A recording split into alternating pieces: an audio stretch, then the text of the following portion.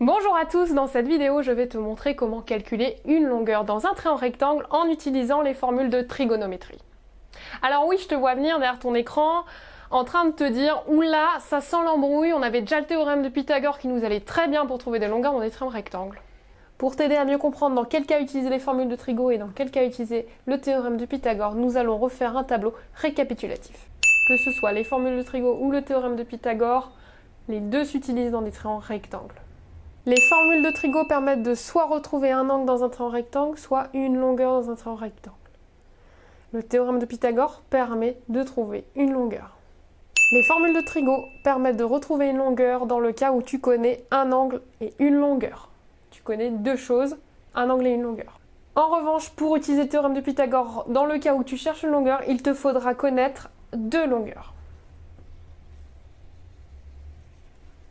Dans le cas où on utilisera les formules de trigonométrie pour retrouver un angle, il faudra connaître deux longueurs. Ce tableau te permet de récapituler dans quel cas tu vas utiliser les formules de trigo et dans quel cas tu utilises le théorème de Pythagore en fonction de ce que tu cherches à trouver dans ta question.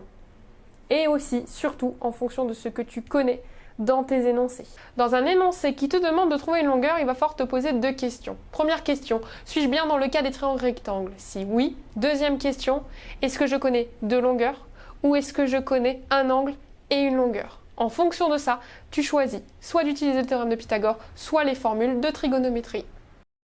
Passons tout de suite à un cas pratique. Dans cet énoncé, nous connaissons un angle et une longueur. On nous demande de retrouver une longueur dans le triangle rectangle. Les formules de trigonométrie sont tout à fait appropriées ici.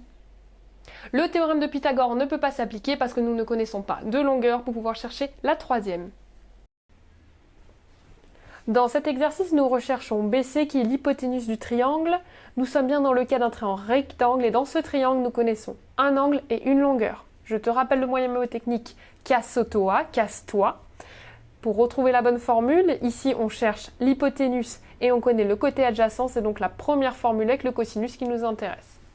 Nous avons donc cosinus de l'angle, c'est égal au côté adjacent sur hypoténuse. Le cosinus de l'angle, c'est donc le côté adjacent sur l'hypoténuse. C'est donc égal à cosinus de l'angle ABC qui fait 26 degrés. Le côté adjacent, c'est le côté AB divisé par l'hypoténuse côté BC. On remplace ensuite par les longueurs. Cosinus de 26, ABC fait 26, donc cosinus de 26 est égal à AB 6 sur BC que l'on recherche. Cosinus de 26, c'est pareil que cosinus sur 1. On peut donc appliquer pour trouver BC un produit en croix. 6 fois 1 divisé par cosinus de 26. Cosinus de 26 est un nombre.